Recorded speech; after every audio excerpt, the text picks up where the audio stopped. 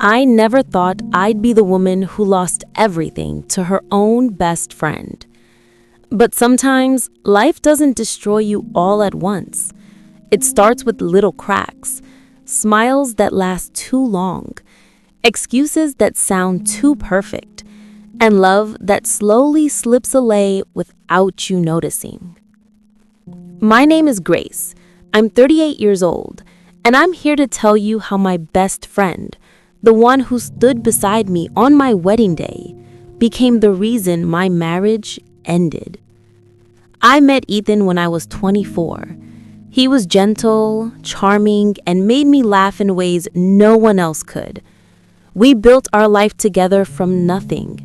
A small apartment, secondhand furniture, and big dreams that felt unstoppable. And then there was Lily, my best friend since college. She was the kind of woman everyone noticed when she walked into a room. Beautiful, confident, loud, the life of every gathering. She used to joke that I was the calm one and she was the chaos. We balanced each other perfectly, or at least I thought we did. At first, she was like a sister.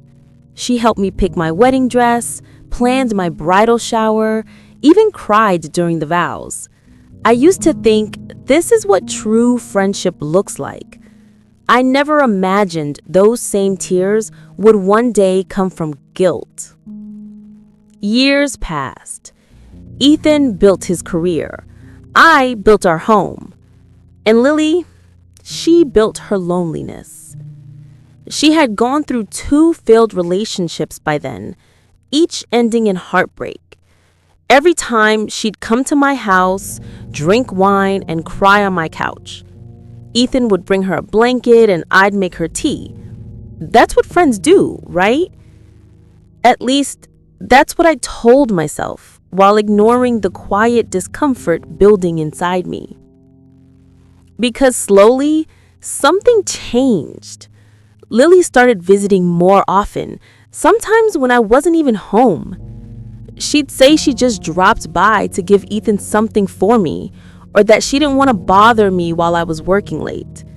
Little things, harmless, I thought. Until one day, I found her bracelet on our kitchen counter. Not near the coffee mugs, not by the door, right next to Ethan's phone. When I asked her about it, she laughed. "Oh my God, Grace, you think I'm flirting with your husband? Please, he's like a brother to me." And I believed her, because that's what loyal friends do.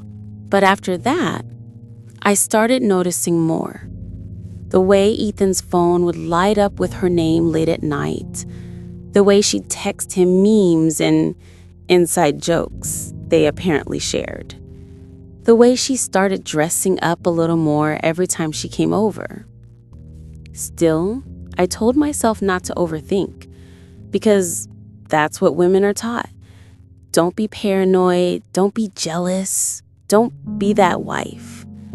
But my heart knew something wasn't right. Then came the night that changed everything. Ethan said he had to work late. It wasn't unusual. He often stayed at the office for long hours. I trusted him, like I always did. Until I checked Lily's Instagram story the next morning. A dimly lit restaurant, 2 glasses of wine, and a man's hand, the same watch I had gifted Ethan on our anniversary.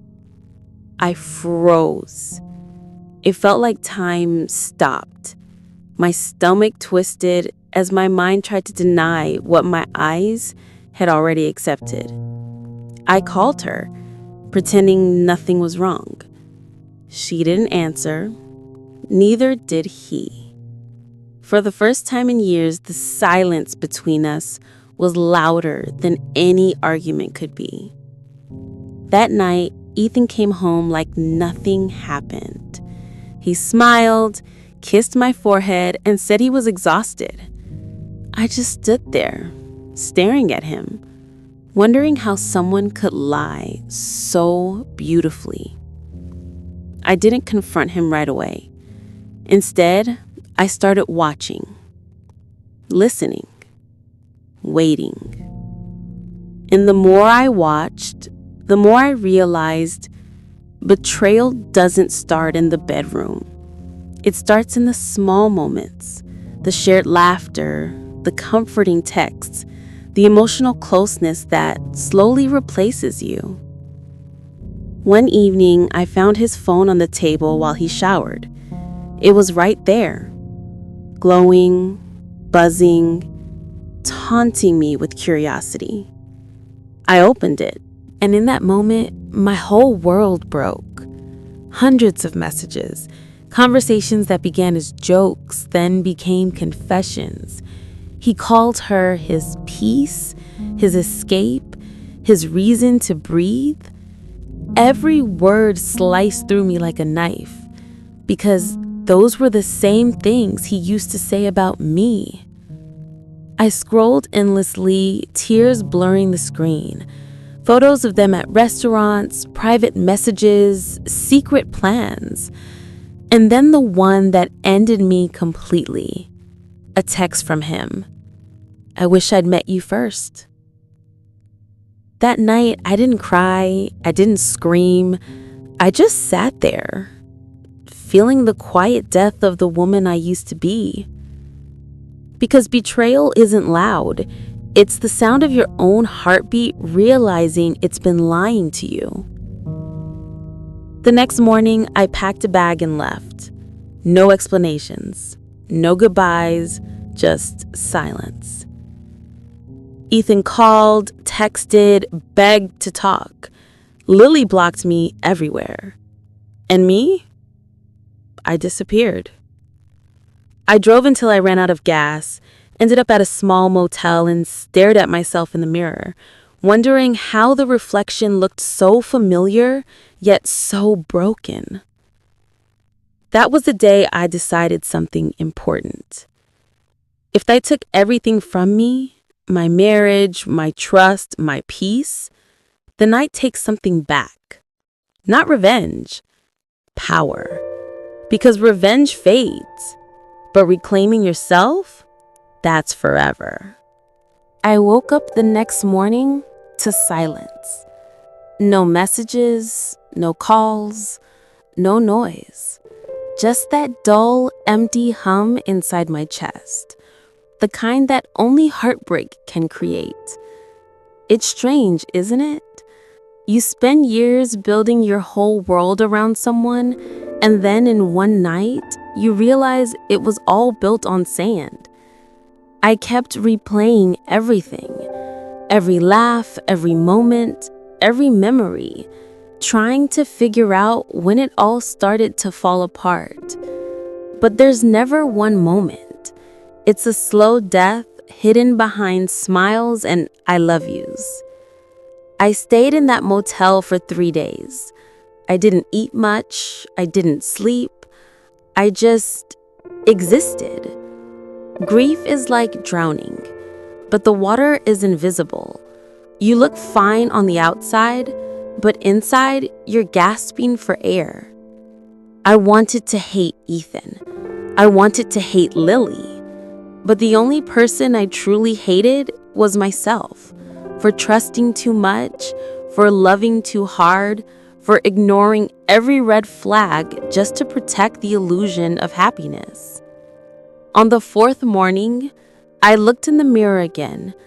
My face was pale, my eyes were swollen, and suddenly I didn't recognize the woman staring back. That's when it hit me. They had broken me, but they hadn't destroyed me. So I packed my bag again, wiped my tears, and decided to drive home. Not to fix things, but to face them. When I arrived, Ethan wasn't there. His car was gone. But Lily's car, her shiny red convertible, was parked right in front of my house.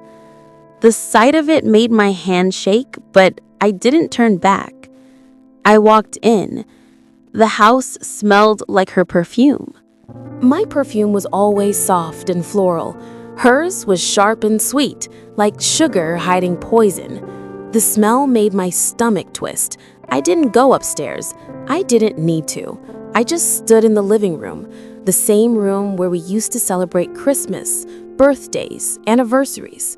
And I realized it wasn't my home anymore. That house, that marriage, that life, none of it was mine.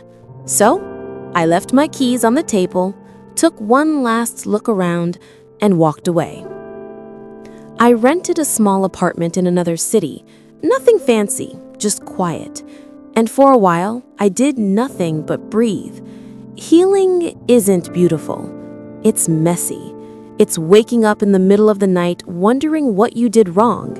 It's scrolling through old photos and deleting them one by one until the memories stop hurting. But it's also realizing that pain doesn't kill you. It shapes you. I started going to therapy. I started writing again, something I hadn't done since college. At first, I wrote letters I'd never send, to Ethan, to Lily, to the version of me who thought love was enough. One day, I wrote something that changed everything. I gave them my love. Now I'll give myself my life. Those words became my mantra. Every morning, I'd whisper them before I left for work. Slowly, I started feeling like myself again, or maybe someone new entirely. Someone stronger. Someone who didn't beg for love, but attracted peace. Then, one afternoon, months later, I got a message. It was from a number I didn't recognize, but I knew who it was the moment I read the first word. Grace. It was Lily. She said she was sorry, that Ethan wasn't who she thought he was, that he had cheated on her too. For a second, I almost laughed, because karma, when it arrives, doesn't knock. It kicks the door open. I didn't reply, not because I didn't have words, but because I didn't owe her any. Later that night, curiosity got the better of me. I looked up Ethan's social media. His photos were different now. He looked tired, older, unhappy. And in that strange way life works, the man who once broke my heart now looked like he was living inside his own. I didn't feel joy. I didn't feel revenge. I felt peace. Because sometimes the best revenge is simply moving on. Quietly, gracefully, beautifully, while they destroy themselves. A few months later, I got promoted at work. I started traveling, meeting new people, living without fear. For the first time in years, I felt free. One evening, while watching the sunset from my balcony, I realized something I wish every woman knew. You can survive the things you thought would kill you. You can lose everything and still rebuild yourself from the ashes. And one day, you'll look back, not with anger, but with gratitude.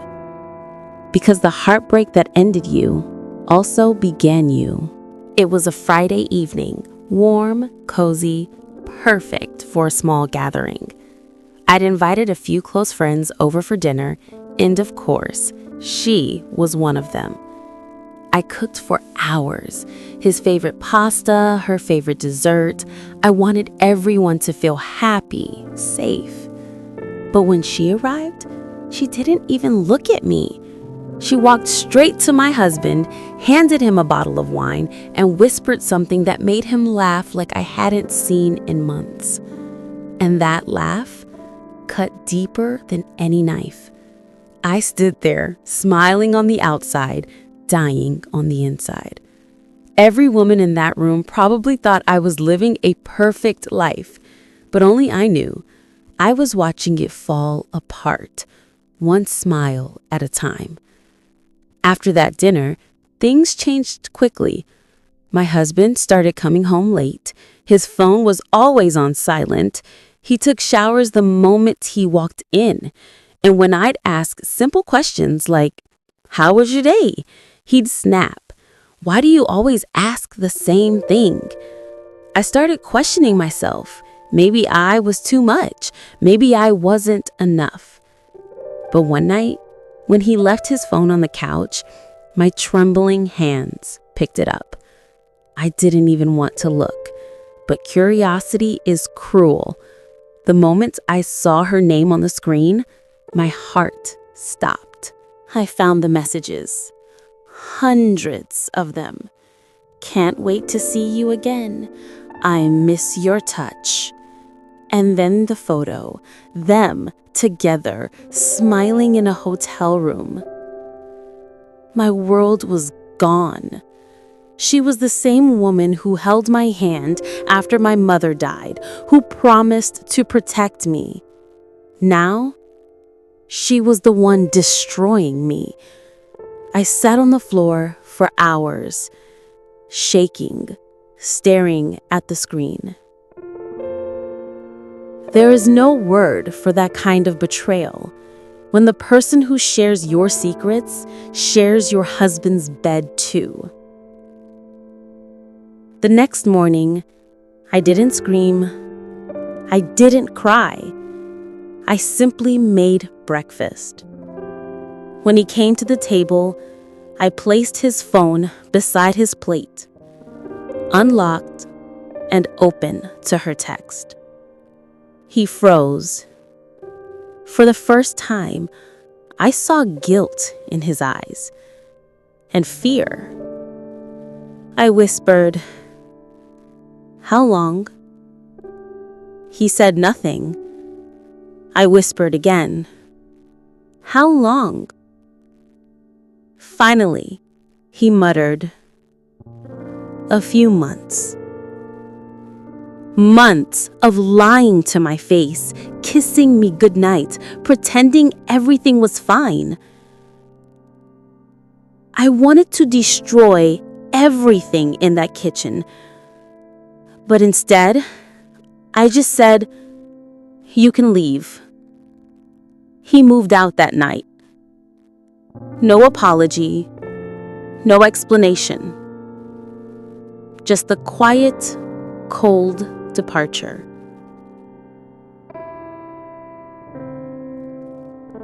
And her? She blocked me, deleted me from everything, like I was the problem. For weeks, I couldn't eat, couldn't sleep, couldn't even breathe. Every corner of the house was a cruel reminder. The couch where we watched movies, the kitchen where I cooked his favorite meals, the mirror that showed a stranger's face, hollow, tired, broken. Then, 2 months later, a message arrived from her. It read, "I'm sorry, but we're in love. I hope you find peace." Peace? How could she ask that after stealing everything I had built, every dream I trusted her with? I deleted that message, blocked her number, and cried harder than ever before. Because it wasn't just about losing a husband, it was about losing both, the man I loved and the friend I thought would never betray me. Days turned into weeks, weeks into months. I started therapy. I joined a yoga class. I began journaling every night, not about them, but about me, the things I'd forgotten, the things I used to love. And somewhere along the way, I realized I had given them too much power. I had let two broken people define my worth. But not anymore. Exactly 1 year later, I saw her again. Not in person, on Facebook. Her relationship status? Single. Her caption? Some people never change. I almost laughed because karma doesn't miss. And when you destroy someone's home, eventually yours crumbles too. I didn't message her. I didn't gloat. I just smiled, closed my laptop, and walked outside into the sunlight, truly free for the first time in years. I learned that not everyone who smiles at you is your friend. Not every I love you is pure. And sometimes losing people is the best thing that can happen to you. Because after the storm comes clarity. And after betrayal comes strength. I rebuilt my life, piece by piece. Started painting again. Adopted a dog. And one morning, I looked in the mirror and finally saw myself again. If you're listening to this and you've been betrayed by a friend, a lover, or both, remember this. You didn't lose them. They lost you, the woman who gave everything, the woman who loved without limits, the woman who deserved loyalty, not lies. So hold your head high, heal quietly, and let them wonder how the person they broke became stronger than ever. Because sometimes revenge isn't screaming or fighting. It's peace. It's walking away and never looking back. I once thought my best friend stole my husband, but now I realize she just freed me from two people who never truly deserved me. And that is the most beautiful ending of all. The next morning, the house was silent. No sound of laughter, no smell of breakfast. Just the cold echo of memories. As I walked past the kitchen, my eyes landed on a photo frame. Our photo from our wedding anniversary. I stared at it for a long time. The smiles, the promises, the dreams. All lies. For hours, I sat in that silence, numb. My heart kept asking why. Why her? Why me? Why did the two people I trusted most become the reason I lost everything? A week later, I finally decided to face them. I called my best friend, the woman who had been like a sister to me. She didn't answer, so I went to her apartment. When she opened the door, she froze. Her eyes told me everything before her lips even moved. I asked her just one question. Was it worth it? She looked down, ashamed, but her silence screams louder than any confession. I turned around and walked away. That was the moment I realized closure doesn't come from hearing sorry. It comes when you finally decide you deserve peace more than answers. A few months later, I started rebuilding my life.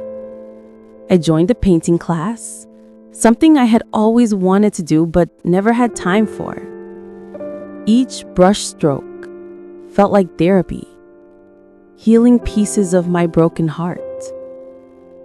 One evening, as I was leaving class, a stranger approached me, a gentleman with kind eyes.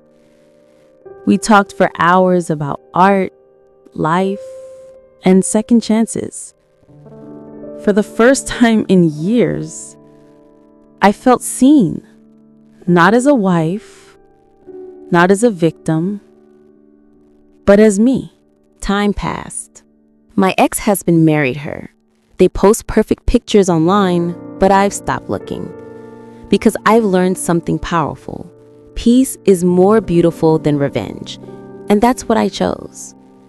I moved into a new apartment filled with sunlight and quiet mornings. No lies, no betrayal. Just me, free, calm, alive. One day, I looked in the mirror and said softly, "You made it." Tears filled my eyes, not from pain this time, but pride. Because I survived what was meant to break me. And now I'm stronger than ever. If someone you love betrays you, remember this. You don't need revenge. You need healing. Walk away even when it hurts. Because sometimes the best closure is rebuilding yourself so beautifully that they'll never believe they once broke you. She lost her husband. She lost her best friend. But what she found next was herself. Watch till the end, because her comeback will leave you speechless. If you've ever been betrayed, this story is for you. Subscribe for more stories that touch your soul.